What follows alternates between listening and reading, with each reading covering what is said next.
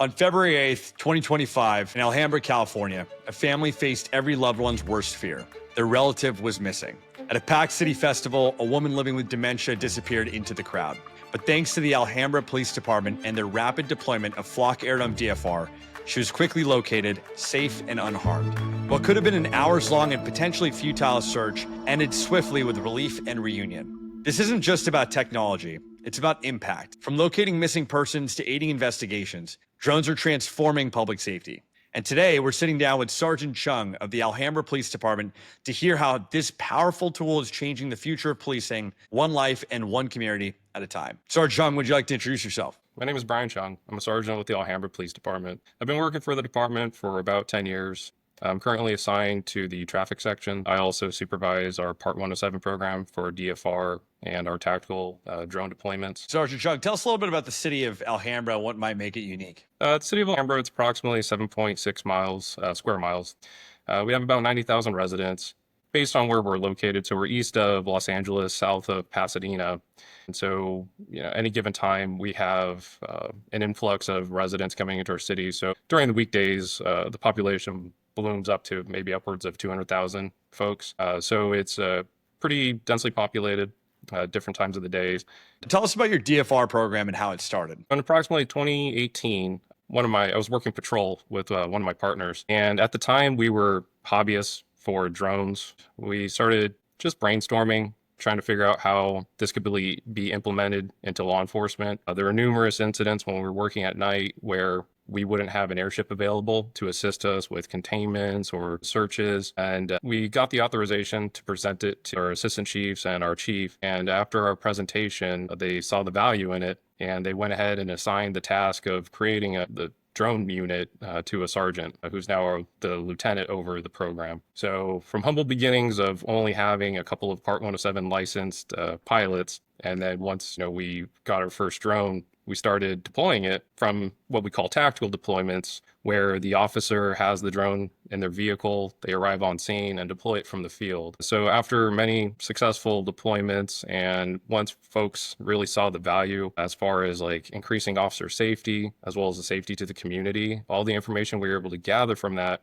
we were making better decisions in the field. So from there, we hired new Part 107 pilots for the field work, and then we started increasing our drone fleet, which at that point, DFR started becoming to the forefront. And that's when we started exploring the possibility of becoming a police department with the DFR program. Alhambra PD has been using drones for feels like 7 years, I believe. Tell me a little bit more about your journey with DFR. How did your DFR program start specifically, and what are you guys doing with DFR today? So once DFR was becoming a hot topic with other agencies, we had visited several agencies to see what their programs look like. And then we started exploring different platforms and different hardware that we would use. And at some point, we had a demo with Flock Aerodome, and we just saw the value in it. Its capabilities and the amount of information as far as when we're deploying it in the field, the decision making that we're going to have from it, and just the awareness was just paramount. So yeah, we moved forward with Flock Aerodome, and it's been a wonderful tool for us. Why did you choose Flock Aerodome, other DFR providers? So I tested other platforms and compared Flock Aerodome compared to those other platforms. It's the usability, it's the interfacing, it's the software, it's the technologies that are integrated. We have numerous internal systems that have been integrated directly to the Flock Aerodome application. And then also just the hardware itself, how it's being used. It's robust, we have great flight times, and the image quality is exceptional. So compared to other platforms, well, they were just lacking. What kinds of missions are you mostly using DFR for today? So right now, our teleoperator, as he's monitoring calls for service, he evaluates which calls he will fly to. Oftentimes, they're priority 1, priority 2 calls. But then again, if there's a call for service, and let's say there are no patrol units available, the teleoperator has the ability to fly over to that scene. And let's say it's an area check for an aggressive subject or something like that. At least the drone can fly on scene, and maybe the individual's now gone on arrival. So we can actually clear calls for service just using the drone, as we do have a sworn officer as the teleoperator. So they can form that opinion and make that decision. Can you tell me a little bit more about the missing persons call from February 8th, 2025? Annually, the city of Alhambra hosts the Lunar New Year. This event, it typically averages about 10,000 to 15,000 guests throughout the day. And for this event, We had approximately 20 officers assigned to the event, and they were all deployed throughout. And it was held on our main street, about a 6-block path. And at some point, one of our officers was flagged down, and a citizen was reporting that their elderly mother had gone missing. During that broadcast, the only information that we had at the time was she was elderly, female Asian, and she was wearing dark clothing and holding a red bag. Well, it should be noted that a lot of guests at this event were holding red bags because these were being given out by the booths. So it wasn't a lot of information to work on. Once that call for service came out, our teleoperator deployed the drone and he flew over. At that point, he started a systematic search and he did an overview of the area. And then he started from the west side of the event and moved further east. And at some point, he highlighted a solo elderly female wearing dark clothing and holding a red bag. He monitored her behavior for a while, and she was just kind of milling about. So he broadcast that information, and at one point, one of the beat officers that had acknowledged the call ended up walking right past her. He was within like arm's distance, but in a crowd of hundreds and thousands of people, it can happen. So the teleoperator recognized that, continued monitoring the elderly female as she continued walking eastbound. And then once she reached the next intersection, she was intercepted by some officers, and we were able to reunite her with her family. What would have happened if you didn't have the DFR drone that helped you do that? Well, interestingly enough, as our teleoperator was monitoring the female, after broadcasting the information and her location, 2 of our beat officers ended up walking right past her. And in a crowd of thousands, it can be overwhelming. Fortunately, again, we had another set of officers go intercept the female. But if we hadn't had this tool, it could have taken hours, because at that point, we're using all of our resources to scan the area, and we're setting up kind of another systematic search that we're doing on foot. And so the drone program was able to give us an aerial perspective where we could quickly scan the crowd and ultimately, again, we located her very rapidly. Sergeant Chung, I know your DFR program's been live for a few months now. Do you have any other stories you want to share in regards to how the DFR program helped you guys? So we assisted an outside agency. The call for service was a theft from a train.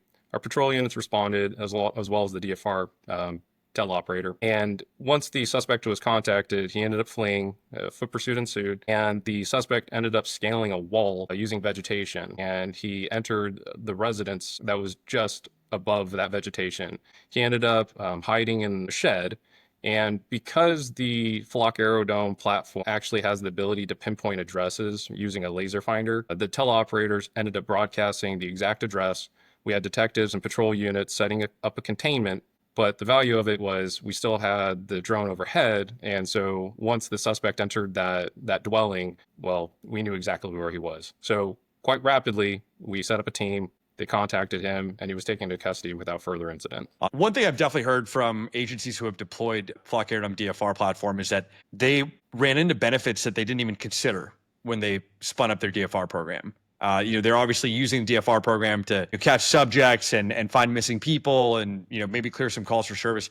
Do you have a couple that you could think of that you weren't really expecting, but that value became like immensely obvious to you after you started using DFR? After one of our recent windstorms, there was the potential for a lot of infrastructure damage to the city. And so all the directors of each department from the city actually came to the police department, and we flew our drone to inspect city sites and to assess how much damage there was and how we were going to respond to it. So it was great to have that collaborative effort from all the department heads and to have all the information readily available to them to make the decisions they need to. And then following that, we've had several pursuits. And because all of this is live streamed, it's live streamed to our detectives, our dispatchers, and our watch commanders on several occasions, based on what the watch commander was viewing from the live feed, some pursuits have been canceled.